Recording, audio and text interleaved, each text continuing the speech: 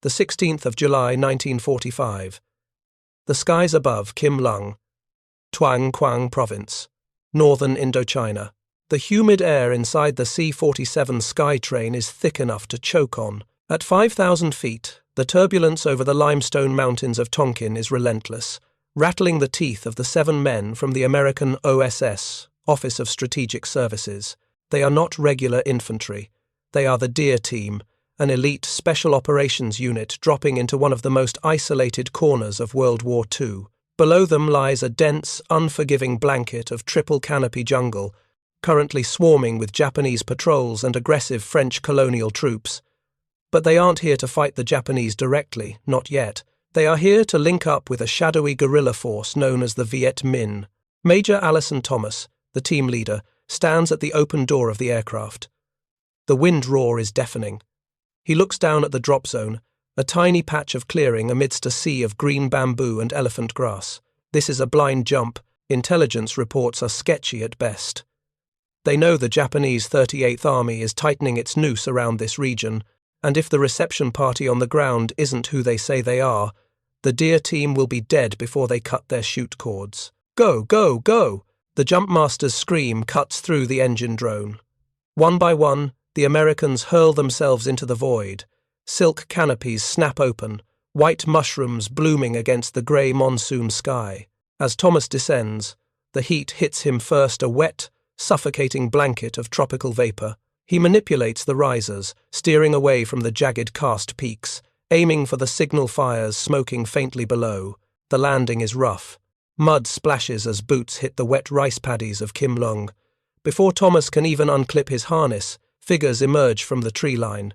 They are not Japanese soldiers. They are slight, barefoot men dressed in ragged peasant clothes, holding antiquated French muskets and machetes. Some wear wide-brimmed hats.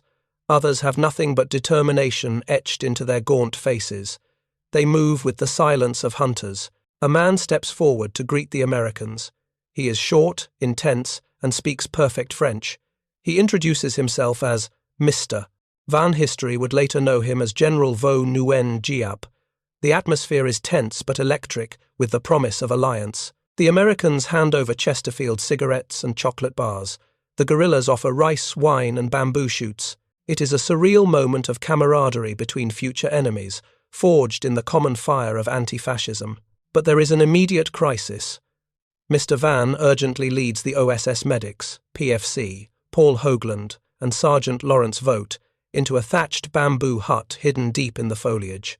Inside, lying on a bamboo mat, is a frail old man with a wispy goatee. He is shivering violently, his skin burning with high fever, his eyes glazed over. This is the leader of the movement. He is dying of malaria and dysentery. If he dies tonight, the resistance against Japan in this sector crumbles. The American medic, Hoagland, kneels beside the dying man. He opens his medical kit, a canvas bag stamped US Army, and pulls out a vial of sulfur drugs and quinine. These are miracle drugs in 1945, unavailable to the locals. He administers the dose, unsure if it's already too late. The old man, who calls himself Ho Chi Minh, gasps for air. The fate of Vietnam hangs in the balance in this humid, dark hut, dependent entirely on an American pill given by an American soldier. August 1945, Tan Trao Base, Tuyen Quang Province. The miracle happened. Within days, the sulfur, drugs, and quinine did their work. The frail old man, Ho Chi Minh, rose from his deathbed. His recovery was nothing short of a resurrection for the guerrillas. He was weak but lucid, his eyes sharp with intelligence. He sat with Major Thomas and the OSS men, speaking to them in fluent English about the American Declaration of Independence and history. It was a bizarre, intellectual salon, held in the middle of a malaria-infested jungle, surrounded by men cleaning rusty rifles. With the leader back on his feet, the mission shifted from survival to preparation. The sky above Tan Trao roared once again. This time, it wasn't men dropping from the clouds, but crates. Wooden boxes suspended under white silk parachutes crashed through the canopy, thudding into the soft earth. The guerrillas pry them open with feverish excitement. Inside, greased in cosmoline, lay the tools of modern war: M1 carbines, Thompson submachine guns, Colt M1911 pistols, M1 mortars, and fragmentation grenades. For the Viet Minh fighters, who had been scavenging bolt-action French rifles and making primitive muskets from pipes, this was like receiving fire from the gods. The Viet American Company was born. The training ground was a clearing hacked out of the bamboo. The contrast was stark. The Americans, tall, well-fed, and towering over their students, stood side by side with the Vietnamese guerrillas, most of whom were barely 5 feet tall and malnourished. Yet, the determination of the students terrified and impressed the instructors. Sergeant Target and Sergeant Vote ran drills from dawn until dusk. Squeeze. Don't pull, shout the instructors. The jungle air, usually filled with the buzzing of cicadas, was now punctuated by the sharp crack, crack, crack of American carbines. The Vietnamese learned fast. They learned how to strip a Thompson blindfolded. They learned how to lay an ambush using American demolition charges. They absorbed the OSS doctrine of hit-and-run tactics that were designed to bleed the Japanese dry, but which would, decades later, haunt the very military that was teaching them. During the evenings, the atmosphere shifted from martial to communal. The Americans were treated as honored guests, saviors. The locals slaughtered their precious cows to feed the team beef, a luxury unheard of in the famine-stricken countryside. They drank rice wine together under the stars. Major Thomas noted in his diary the intense nationalism of these men. They weren't fighting for communism in those moments. They were fighting to end 80 years of foreign rule. They waved the new flag Ho Chi Minh had designed, a gold star on a red field. But the war was moving faster than the training. By the second week of August, static-filled radio messages began to trickle in from OSS headquarters in Kunming. Something massive had happened in Japan. A superbomb had destroyed Hiroshima. Then another on Nagasaki. The empire of the rising sun was crumbling, but in the deep jungles of Indochina, the Japanese 38th Army was still fully armed, dangerous, and unaware or in denial of their emperor's impending surrender. The order came down to Major Thomas.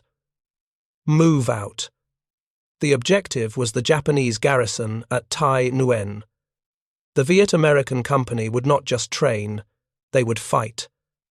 The Americans and the Viet Minh, shoulder to shoulder, loaded their fresh magazines and prepared to march south toward Hanoi. The Deer Team was about to lead the first and only official joint combat operation between the United States and the Viet Minh. The 16th of August 1945, the outskirts of Tai Nguyen provincial capital. The order to attack comes just one day after Emperor Hirohito's voice crackled over radios across Asia, announcing Japan's surrender. But in Tai Nguyen, the war is not over. The local Japanese commander, deeply entrenched in the provincial governor's palace and the fortified gendarmerie, refuses to lay down arms. He views the Viet Minh not as a legitimate army, but as bandits. He will only surrender to a proper Allied force. Major Thomas and the Deer Team are about to prove that this ragtag group is that force. The Viet American Company moves into position.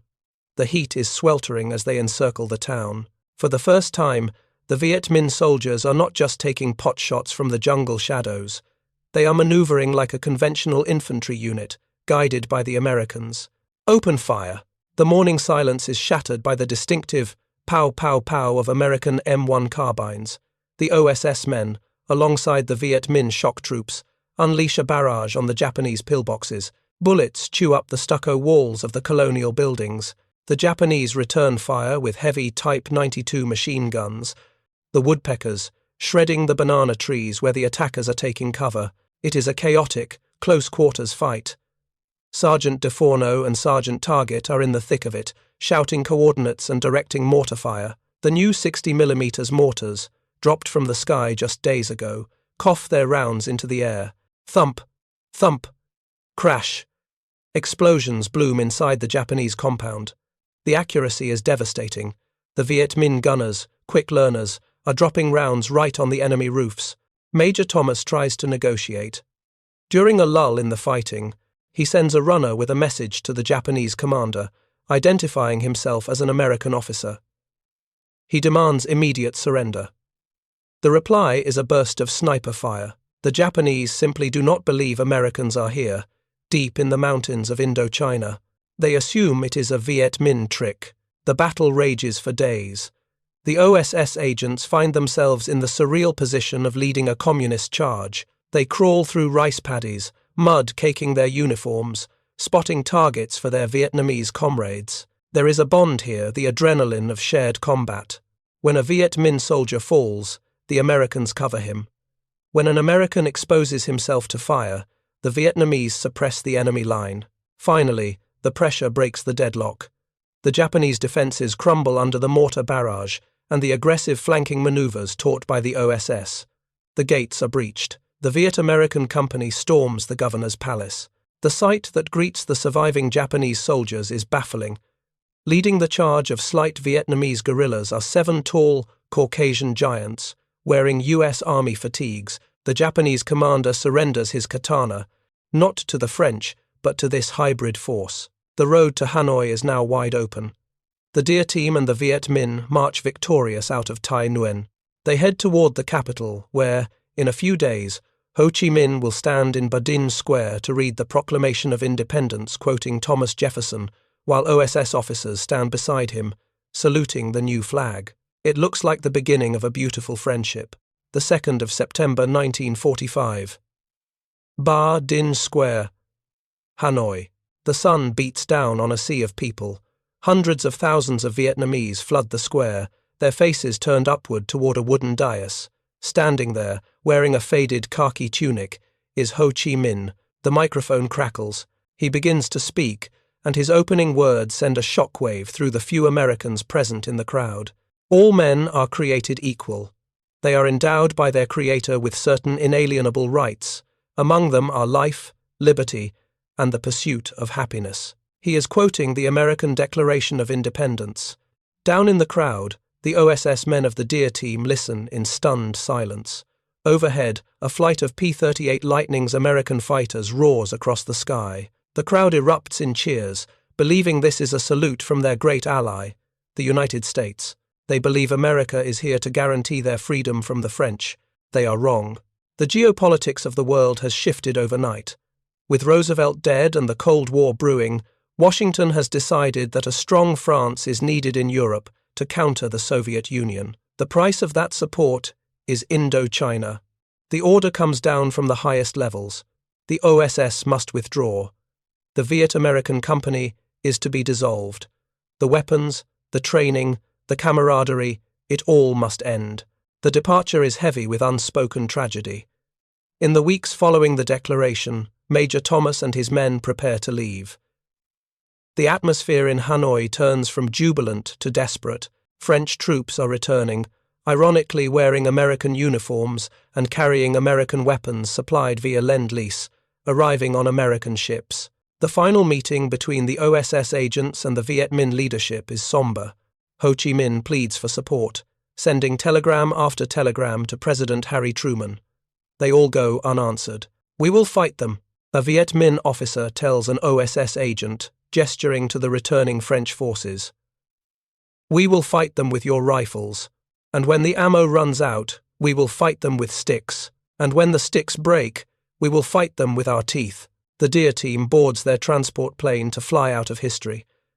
As the wheels lift off the runway at Gia Lam Airport, they look down at the green tapestry of Vietnam one last time. They leave behind friends who will soon become enemies. The irony is devastating. The M1 carbines and Thompsons that Sergeant Vogt and Target taught the Viet Minh to use will not just be used against the French. 20 years later, in these same jungles, those very weapons and the tactics of ambush and shadow warfare taught by the OSS would be turned against the sons of the generation that provided them. The Deer Team's mission was a tactical success, but a strategic ghost story. It remains the only time in history that American soldiers stood shoulder to shoulder with the Viet Minh, fighting a common enemy, before the curtain of the Cold War fell and turned the jungle red.